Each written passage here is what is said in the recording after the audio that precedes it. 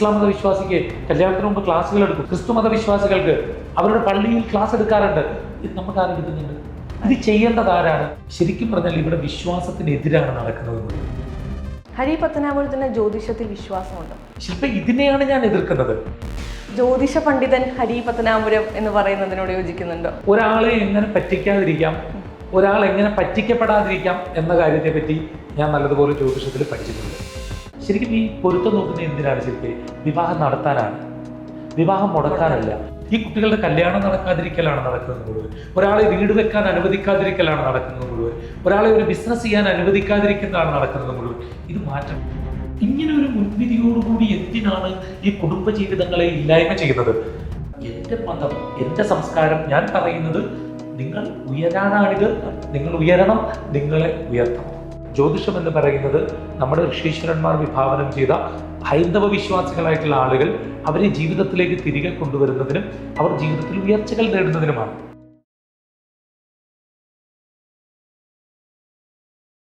നമസ്തേ. Astrology എന്ന് പറയുന്നത് പലർക്കും കേവലം വിശ്വാസം മാത്രമാണ്. എന്നാൽ അതിൻ്റെ ശാസ്ത്രീയതയും ലോജിക്കാലിറ്റിയും എല്ലാം മുന്നോട്ട് വെച്ച് യുവതയെ ആസ്ട്രോളജിയിലേക്ക് കൂടുതൽ ആകർഷിച്ച ശ്രീ ഹരി പത്തനാപുരമാണ് ഇന്ന് എനിക്കൊപ്പം ഉള്ളത്. നമസ്തേ. ഞാൻ ഈ ജ്യോതിഷ പണ്ഡിതൻ ഹരി പത്തനാപുരം എന്ന് പറയുന്നതിനോട് യോജിക്കുന്നുണ്ടോ? പണ്ഡിതൻ എന്ന് പറയുന്നതിനോട് യോജിക്കുന്നില്ല. കാരണം ഞാൻ ജ്യോതിഷത്തിൽ എല്ലാം പഠിച്ചിട്ടുള്ള ഒരാളല്ല. എന്നേക്കാൾ അറിവുള്ള, എന്നേക്കാൾ ഇതിൽ പാണ്ഡിത്യമുള്ള, എന്നേക്കാൾ ഇത് കൂടുതൽ പഠിച്ചിട്ടുള്ള, നല്ല അറിവുകൾ സമ്പാദിച്ചിട്ടുള്ള ഒരുപാട് ആളുകൾ ഉണ്ട്. ഇതിൽ ഇപ്പം ഈ ശില്പ പറഞ്ഞതുപോലെ എൻ്റെ ഒരു അറിവ് എന്ന് പറയുന്നത് ഞാനാണ് ഇതിനെ കുറച്ചുകൂടി ഈ യുവാക്കളുടെ ഇടയിലേക്ക് ഇങ്ങനെ ഒരു കാര്യമുണ്ട്, ഇതിൽ എന്തെങ്കിലും ഒരു കാര്യമുണ്ട് എന്നൊരു ചിന്ത കൊണ്ടുവന്നു എന്നുള്ളതിനപ്പുറം ഞാനിതിൽ പണ്ഡിതനല്ല. പക്ഷേ ഒരാളെ എങ്ങനെ പറ്റിക്കാതിരിക്കാം, ഒരാൾ എങ്ങനെ പറ്റിക്കപ്പെടാതിരിക്കാം എന്ന കാര്യത്തെ പറ്റി ഞാൻ നല്ലതുപോലെ ജ്യോതിഷത്തിൽ പഠിച്ചിട്ടുണ്ട്. അല്ലാതെ എല്ലാ ഗ്രന്ഥങ്ങളും അങ്ങനെ വായിച്ച് പഠിച്ചിട്ടുള്ള ഒരാളല്ല. അങ്ങനെ ഒരുപാട് ആളുകൾ വളരെ സ്വാത്വികമായി ജീവിക്കുന്ന ആളുകളുണ്ട്. പക്ഷെ അവരൊരിക്കലും ഈ പബ്ലിക് പ്ലാറ്റ്ഫോമിലേക്ക് വരില്ല. ഇങ്ങനെ ചാനലുകളിലോ സോഷ്യൽ മീഡിയയിലോ ഒന്നും വരില്ല. അവർ വളരെ എന്നെ പോലെ അങ്ങനെ വരുന്ന ആളുകളല്ല. അവർ സ്വാത്വികമായി ഇരിക്കുന്ന ആളുകളാണ്. ഹരി പത്തനാപുരത്തിന് ജ്യോതിഷത്തിൽ വിശ്വാസമുണ്ടോ? വിശ്വാസം ഉള്ളതുകൊണ്ടാണല്ലോ ഞാൻ ഈ പ്രൊഫഷനിൽ തന്നെ നിൽക്കുന്നത്. പക്ഷേ എനിക്ക് തോന്നുന്നു ഹരിച്ചേട്ടന് കൂടുതൽ ശത്രുക്കളുള്ളതും ഈ മേഖലയിൽ നിന്നായിരിക്കും. കാരണം ഇത്തരത്തിലുള്ള അവരുടെ ഒരുപാട് കപട കാര്യങ്ങളെല്ലാം പൊളിച്ചടുക്കുന്ന ഒരു സ്വഭാവമുണ്ട്. ശില്പ ചോദിച്ച ചോദ്യത്തിന് വളരെ, അതായത് ശില്പ എന്നോട് ചോദിച്ചു ഹരിച്ചേട്ടന് ജ്യോതിഷത്തിൽ വിശ്വാസമുണ്ടോ എന്ന്. ആ ചോദ്യം ശില്പ ചോദിക്കാനുള്ള കാരണം ജ്യോതിഷ വിശ്വാസം ഇല്ലാത്ത ജ്യോതിഷി എന്ന് പറയുന്നത് കൊണ്ടാണ്. അപ്പോൾ ആളുകൾ ആരോപിക്കുന്നത് കൊണ്ടാണ്. കുറേ ആളുകൾ വിശ്വാസികളും ഉണ്ട് അതിൽ, കേട്ടോ. പക്ഷെ അതെന്തുകൊണ്ടാണെന്ന് വെച്ചാൽ, ഉദാഹരണമായിട്ട് ആയില്യം നക്ഷത്രം ഒരാൾ ജനിച്ചാൽ അയൽപ്പക്കക്കാർക്ക് ദോഷമാണ് എന്നൊരു ധാരണ പൊതുവിൽ എല്ലാവർക്കും ഉണ്ട്. കൂടുതൽ ഹിന്ദു വിശ്വാസികൾക്കുണ്ട്, ഇസ്ലാം മത വിശ്വാസികൾക്കുമുണ്ട്, ക്രൈസ്തവ വിശ്വാസികൾക്കുമുണ്ട്. പണ്ട് മുതലേ പറഞ്ഞു വരുന്ന ഒരു ധാരണ. സിനിമയിൽ ഞാനത് കണ്ടു. വന്നതുകൊണ്ടാണ്. അപ്പൊ ഇതിലൊരു പ്രശ്നം എന്ന് വെച്ചാൽ, ചിലപ്പോൾ അയൽപ്പക്കത്ത് ആയില്യം നക്ഷത്രമുള്ള ആളുകൾ ഇപ്പുറത്ത് നോർമലി ഒരു വിഷമം അനുഭവിച്ചാൽ അവരതിൽ അനുഭവസ്ഥരാണ്. അപ്പൊ അവർ ചിന്തിക്കുന്നത് അപ്പുറത്ത് ആയില്യം വന്നതുകൊണ്ടാണ് ഞങ്ങൾക്ക് ദോഷം എന്നാണ്. റിയാലിറ്റി അതല്ല. അവർക്ക് വരേണ്ടുന്ന പ്രശ്നങ്ങൾ അവരുടെ ജീവിതത്തിൽ വന്നുള്ളതാണ്. ജ്യോതിഷത്തിലെ ഒരു ഗ്രന്ഥത്തിൽ പോലും ആയില്യ നക്ഷത്രത്തിന് അയൽദോഷമുണ്ട് എന്ന് പറഞ്ഞിട്ടില്ല. അപ്പൊ എൻ്റെ മുമ്പിൽ രണ്ട് ഓപ്ഷനാണ്. ഒന്നുകിൽ എനിക്ക് ജ്യോതിഷ ഗ്രന്ഥത്തിലുള്ളത് പറയാം, ഇല്ലെങ്കിൽ പൈസ മേടിക്കാൻ വേണ്ടി ശരിയാണ് ആയില്യത്തിന് അയൽദോഷമുണ്ട്, അതിൽ നിങ്ങളിങ്ങനെ പരിഹാരം ചെയ്യണം എന്ന് പറയാം. പക്ഷെ ഞാൻ അതിൽ സത്യം പറയും. അപ്പൊ ഇല്ല, യഥാസ്ഥിതികമായി ആയില്യ നക്ഷത്രത്തിന് അയൽദോഷമുണ്ട് എന്ന് വിശ്വസിക്കുന്ന ആളുകൾ അവർ പറയും ഇയാൾക്കിത് അറിയാത്തതുകൊണ്ടാണ്, അല്ലെങ്കിൽ ഇയാൾക്കിത് വിശ്വാസമില്ല എന്നുള്ളത്. ശരിക്കും എന്താണ്? ആയില്യ നക്ഷത്രത്തിന് അയൽദോഷം എന്നൊരു വാക്ക് ജ്യോതിഷത്തിൽ ഒരു ഗ്രന്ഥത്തിലും ഇല്ല. അപ്പൊ പിന്നെ റിയാലിറ്റി പറയുക എന്നുള്ളതാണ്. ഇതിൽ ശില്പ എപ്പോഴും മനസ്സിലാക്കേണ്ട കാര്യം, എനിക്ക് ഫിനാൻഷ്യലി ബെനിഫിറ്റ് ഇതുണ്ടെന്ന് പറയുന്ന, എനിക്ക് ഫിനാൻഷ്യലി ബെനിഫിറ്റ് ഈ പറയുന്ന പോലെ ആളുകളോട് ഭയപ്പെടുത്തി പൂജയും ഹോമവും ചെയ്യുന്നതാണ്. എനിക്ക് ഫിനാൻഷ്യലി ബെനിഫിറ്റ് ഇല്ലാത്തൊരു കാര്യമാണ് ഞാൻ പറയുന്നത്. ഇത്തരം കാര്യങ്ങളിലേക്ക് പോകരുത്. ജ്യോതിഷം എന്ന് പറയുന്നത് നമ്മുടെ ഋഷീശ്വരന്മാർ വിഭാവനം ചെയ്ത ഹൈന്ദവ വിശ്വാസികളായിട്ടുള്ള ആളുകൾ അവരെ ജീവിതത്തിലേക്ക് തിരികെ കൊണ്ടുവരുന്നതിനും അവർ ജീവിതത്തിൽ ഉയർച്ചകൾ നേടുന്നതിനുമാണ്. ഉറപ്പായിട്ടും അതിനെ ആ ഒരു രീതിയിലേക്ക് പക്ഷെ ആളുകൾ എടുക്കാത്തതിൻ്റെതായിരിക്കാം ഈ വരുന്ന നെഗറ്റീവ് കമന്റ്സ്. അതിപ്പോൾ സ്വാഭാവികമല്ലേ, നെഗറ്റീവ് കമന്റ് വരുന്നത് ഒരു തെറ്റായിട്ട് എനിക്ക് തോന്നില്ല. പക്ഷെ ഇതിലൊരു ആസൂത്രിതമായ ഒരു കാര്യമുണ്ട്. അതായത് ഞാൻ ഈ പറയുന്നത് പോലും നഷ്ടം വരുന്ന ആർക്കാണ്? വിശ്വാസിക്ക് ഞാൻ പറയുന്ന പോലും ഒരു നഷ്ടവും. ഏതെങ്കിലും ഒരു വിശ്വാസിക്ക് എൻ്റെ വാക്കുകൾ മൂലം ഒരു സാമ്പത്തിക നഷ്ടം വരുന്നില്ല. നഷ്ടമുണ്ടാകുന്നത് ഇതിനെ കച്ചവടം ചെയ്യുന്ന ഒരു ചെറിയ ശതമാനം ആളുകളാണ്. അവർ ഓട്ടോമാറ്റിക്കലി റിപ്പീറ്റഡ് ആയിട്ട് ഒരു സജഷൻ കൊടുക്കും. ഇപ്പൊ ഞാൻ പറഞ്ഞില്ല, ആയില്യ നക്ഷത്രത്തിന് അയൽദോഷം എന്ന് പറഞ്ഞാൽ ഇവന് ജ്യോതിഷ വിശ്വാസമില്ല, ഇവരെന്നാ കളഞ്ഞിട്ട് പോക്കൂടി. എന്നാൽ ഇവർ പറയണ്ടേ ഇന്ന ഗ്രന്ഥത്തിലുണ്ടല്ലോ ആയില്യ നക്ഷത്രത്തിന് അയൽദോഷം എന്ന്, അത് പറയാൻ നിൽക്കില്ല. അപ്പൊ ഇതൊരു ഞാൻ പറയുന്ന ഒരു ഹൈന്ദവ വിശ്വാസികളെ സംബന്ധിച്ച് അവരുടെ മുന്നോട്ടുള്ള ഉയർച്ചയെ, അവരുടെ പുതിയ പുതിയ പഠനങ്ങളെ, അവരുടെ ജീവിതത്തിന്റെ കോൺഫിഡൻസിനെ ഇല്ലാതാക്കുന്ന നിലയിലേക്ക് ജ്യോതിഷമോ നമ്മുടെ ആചാരമോ നമ്മളുടെ അനുഷ്ഠാനമോ ഒന്നും മാറാൻ പാടില്ല. കാരണം ഇത് നമ്മളെ ഉയർത്താൻ വേണ്ടി ഉണ്ടാക്കിയിട്ടുള്ള കാര്യമാണ്. ഇപ്പോൾ ഈ ഇതിൽ ഒരുപാട് കച്ചവടങ്ങൾ നടക്കുന്നുണ്ട് ജ്യോതിഷത്തിൽ എന്ന് പറയുമ്പോൾ, ഇപ്പോൾ കല്യാണവുമായി ബന്ധപ്പെട്ട് നമ്മൾ ജാതകം നോക്കാൻ ചെല്ലുന്ന സമയത്ത്, ഇപ്പോൾ എൻ്റെ ഒരു സുഹൃത്തിന് സംഭവിച്ചതാണ്. ഒരു ആസ്ട്രോളജറുടെ അടുത്ത് പോയി ഒരു പുരുഷന്റെ ജാതകം കൊടുത്ത് അത് നോക്കിയപ്പോൾ അവർ പറഞ്ഞു അത് ചേരും, എടുക്കാം, മധ്യമത്തിൽ എടുക്കാം എന്ന് പറഞ്ഞു. അപ്പോൾ ഈ ചെക്കൻ്റെ വീട്ടുകാർ ഇതേ ആസ്ട്രോളജറുടെ അടുത്ത് ഇതേ 2 ജാതകങ്ങൾ കൊടുത്ത് നോക്കിച്ചപ്പോൾ ഇത് എടുക്കാൻ പറ്റില്ല. ഒരേ ആളാണ് ഈ 2 വട്ടം 2 ആൾക്കാരോട് പറയുന്നത് എന്നുള്ളതാണ്. ഈ ചോദ്യം ശില്പ എന്നോട് ചോദിക്കാതെ ഈ ചോദ്യം നിങ്ങൾ കട്ട് ചെയ്തിട്ട് ഇതിന്റെ ഉത്തരം മാത്രം ഇട്ടാൽ എനിക്ക് തെരുവിളി വരും. കാരണം നിനക്ക് ഇതിൽ വിശ്വാസം ഇല്ലെങ്കിൽ വെച്ചിട്ടു. പക്ഷെ ശില്പയാണ് എന്നോട് പറഞ്ഞത്, ഒരാൾ കൊണ്ട് നോക്കിക്കുന്നു, കൊള്ളാം എന്ന് പറയുന്നു, മറ്റൊരാളുടെ അടുത്ത് പോകുമ്പോൾ കൊള്ളില്ല എന്ന് പറയുന്നു. ഇനി നിരന്തരം പറയുന്നതാണ്. ശരിക്കും ഈ പൊരുത്തം നോക്കുന്നത് എന്തിനാണ് ശില്പേ? വിവാഹം നടത്താനാണ്, വിവാഹം മുടക്കാനല്ല. ഇവിടെ ഒരു ഹിന്ദു പെൺകുട്ടി, ആ കുട്ടിക്ക് ഒരു ദോഷമുണ്ട് എന്ന് പറഞ്ഞിട്ട്, ഇപ്പൊ ചൊവ്വാ ദോഷം അല്ലെങ്കിൽ മറ്റൊരു ദോഷമുണ്ട് എന്ന് പറഞ്ഞിട്ട് ഇതിന് ഇങ്ങനെ കാലങ്ങളോളം ചേരത്തില്ല എന്ന് പറഞ്ഞ് നിർത്തുകയാണ്. ചേരുന്നത് ചേരണമെന്നും ചേരത്തില്ലത് ചേരത്തില്ലെന്ന് പറയണം. ഇത് ഒരാളെ കാണിക്കുമ്പോൾ ചേരാന്ന് പറയും, ചേരുമെന്ന് പറയും, വേറൊരാളെ കാണിക്കുമ്പോൾ ചേരില്ല എന്ന് പറയും. ഈ ചേരില്ല എന്ന് പറയുന്നത് പേരൻസ് എടുക്കുള്ളൂ. കാരണം അവർക്ക് ആശങ്കയാണ്, ഇവരുടെ ജീവിതം ഇതെങ്ങനെ പോവും, എങ്ങനെയായി തീരും എന്നൊരു ആശങ്ക ഇവരെ സംബന്ധിച്ചുണ്ട്. ഇത് കുറേ കാലം നിന്ന് കഴിയുമ്പം ഈ കുട്ടിയും ഈ കുട്ടിയുടെ വീട്ടുകാരും മടുക്കും. അപ്പോഴായിരിക്കും അതിലെവിടെയും പോകുന്ന ഒരാളെ ഈ കുട്ടി പ്രണയിക്കുന്നത്. സ്വാഭാവികമായിട്ട് ചിലപ്പോൾ അതൊരു ഇതര മതം, നമ്മുടെ സഹോദര മതവിശ്വാസിയായിട്ടുള്ള ഒരാളായിരിക്കും. അവർ പറയും ഞങ്ങൾക്ക് ഈ ചൊവ്വാദോഷമൊന്നും ഇല്ല എന്ന് പറയുമ്പോൾ കല്യാണം കഴിക്കുമ്പോൾ നമ്മൾ ബഹളം ഉണ്ടാക്കിയിട്ട് കാര്യമില്ല. എന്തുകൊണ്ട് ഈ കുട്ടി ഇത്രയും കാലം കല്യാണം കഴിക്കാൻ നിന്നു എന്ന് ഇവിടെ ഏതെങ്കിലും ഒരാൾ ചിന്തിക്കുന്നുണ്ടോ? ഞാൻ പറയുന്നത് നിങ്ങൾ പൊരുത്തം നോക്കുക എന്ന് പറയുന്നത് ഹൈന്ദവ വിശ്വാസവുമായി ബന്ധപ്പെട്ട് എല്ലാവരും ചെയ്യുന്ന ഒരു കാര്യമാണ്. നോക്കിക്കൂടൂ. പക്ഷെ വിവാഹത്തിന് പൊരുത്തം എന്ന് പറയുന്നത് നോക്കുന്നതിനോടൊപ്പം ഒരു ജ്യോതിഷീയ കടമ എന്ന് പറയുന്നത് കല്യാണം കഴിക്കുന്നതിന് മുമ്പ് ഈ പെൺകുട്ടിയെയും ഈ പയ്യനെയും വിളിച്ചിരുത്തി അവരോട് ജീവിതത്തെ പറ്റി പറഞ്ഞു കൊടുക്കണം. ഇന്നാണ് നമ്മുടെ സമുദായ സംഘടനകളെ SNDP ഒക്കെ ചെയ്യുന്നുണ്ടെന്ന് തോന്നുന്നു, NSS ചെയ്യുന്നുണ്ടോ എന്ന് എനിക്കറിയില്ല. നമ്മുടെ സമുദായ സംഘടനകളൊന്നും ചെയ്തില്ല. നിങ്ങൾ സഹോദര മതവിശ്വാസത്തെ എടുക്കൂ, ഇസ്ലാം മതവിശ്വാസിക്ക് കല്യാണത്തിന് മുമ്പ് ക്ലാസ്സുകൾ എടുക്കും. എന്താണ് ക്ലാസ് എന്ന് പറയുന്നത്? പക്ഷേ വിവാഹത്തെ പറ്റി എടുക്കാറുണ്ട്. ക്രിസ്തു മതവിശ്വാസികൾക്ക് അവരുടെ പള്ളിയിൽ ക്ലാസ് എടുക്കാറുണ്ട്. ഇത് നമുക്ക് ആരെടുക്കുന്നുണ്ട്? ഇത് ചെയ്യേണ്ടത് ആരാണ്? ജ്യോതിഷിയാണ് ചെയ്യേണ്ടത്. ഈ കടമ നിർവഹിക്കാനാണ് ജ്യോതിഷം. അല്ലാതെ വരുന്നവരോട് ഇത് പൊരുത്തില്ല, കളയരുത്, നടക്കരുത്. എത്ര കാലങ്ങളാണ് ഇപ്പൊ ശില്പ പറഞ്ഞതുപോലെ ഒരാള് ഒരു വിവാഹവുമായി ബന്ധപ്പെട്ട ഒരു പെൺകുട്ടിയോട് താല്പര്യം തോന്നി, അല്ലെങ്കിൽ ഒരു പുരുഷനോട് താല്പര്യം തോന്നി, കുടുംബം നല്ലതാണ് എന്നൊക്കെ പറഞ്ഞിട്ട് ചെല്ലുമ്പോൾ ഫ്ലെക്സിബിൾ ആയിരിക്കണം നമ്മൾ ഇവരെ കല്യാണം കഴിപ്പിക്കാനാണ്. ഇവരുടെ ജീവിതത്തിൽ ഇപ്പോൾ 100% പെർഫെക്റ്റ് ആയിട്ടുള്ള ഒരു ദാമ്പത്യ ജീവിതം ഇവിടെ ഇല്ല ശില്പി. അത് കല്യാണം കഴിച്ചവർക്കറിയാം. മോള് കല്യാണം കഴിച്ചാണ്? അല്ല, കല്യാണം കഴിക്കുമ്പോൾ അറിയാം 100% സംതൃപ്തമായ ഒരു ദാമ്പത്യ ജീവിതവും ഇല്ല.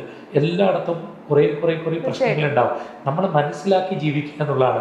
ആ മനസ്സിലാക്കലുകളെ പറ്റി ഒരാൾ പറഞ്ഞു കൊടുത്താൽ അത് ഏറ്റവും നല്ലതാണ് കുടുംബജീവിതത്തിൽ. അത് പറഞ്ഞു കൊടുക്കുക എന്നുള്ള ജോലിയാണ് ഒരു ജ്യോതിഷിക്കുള്ളത്.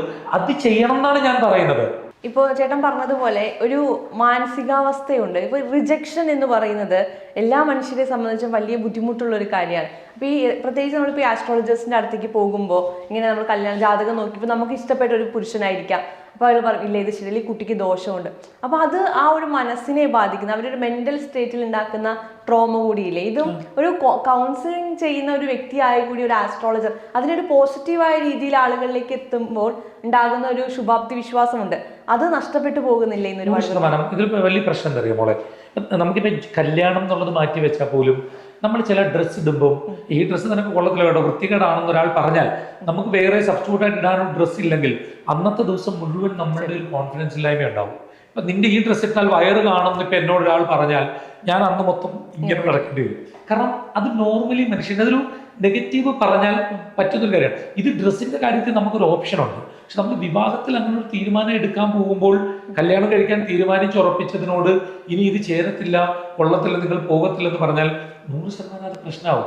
ഇത് കോൺഫിഡൻസ് കൊടുക്കാനാണ് എൻ്റെ കൺസെപ്റ്റ്. ഞാൻ പറയുന്നത് എന്താണ്, ഇത് പലപ്പോഴും പലരും മനസ്സിലാക്കാതെ വിമർശിക്കുന്നു. നിങ്ങൾ ഇതിന് പോസിറ്റീവ് കാര്യങ്ങൾക്ക് എടുക്കും. നിങ്ങളൊരു പെൺകുട്ടി കല്യാണം കഴിക്കാതെ നിൽക്കുന്നതിനെയാണോ സപ്പോർട്ട് ചെയ്യുന്നത്, കല്യാണം കഴിക്കുന്നതിനെയാണോ സപ്പോർട്ട് ചെയ്യുന്നതെന്ന് ചോദിച്ചാൽ എല്ലാവരും കല്യാണം കഴിക്കുന്നതിനെയാണെന്നാണ് പറയുന്നത്. പക്ഷെ അതിനുവേണ്ടിയാണ് ഈ പൊരുത്തം നോക്കുന്നത്. ഇത് ഈ വിവാഹം കഴിഞ്ഞിട്ട് കുറേ നാൾ ജീവിച്ചിട്ടൊക്കെ വേറെ ആവശ്യത്തിന് പോകുമ്പം ഈ ചില ജ്യോതിഷികൾ, ഞാൻ എല്ലാവരും പറയുന്നില്ല, ഇതെങ്ങനെ നിങ്ങൾ കല്യാണം കഴിച്ച് ജീവിക്കുന്നു, ഇത് വലിയ പ്രശ്നമാണല്ലോ, ഇതൊട്ടും യോജിക്കത്തില്ലല്ലോ എന്ന് പറഞ്ഞാൽ പിറ്റേ ദിവസം പോലെ അടി തുടങ്ങും.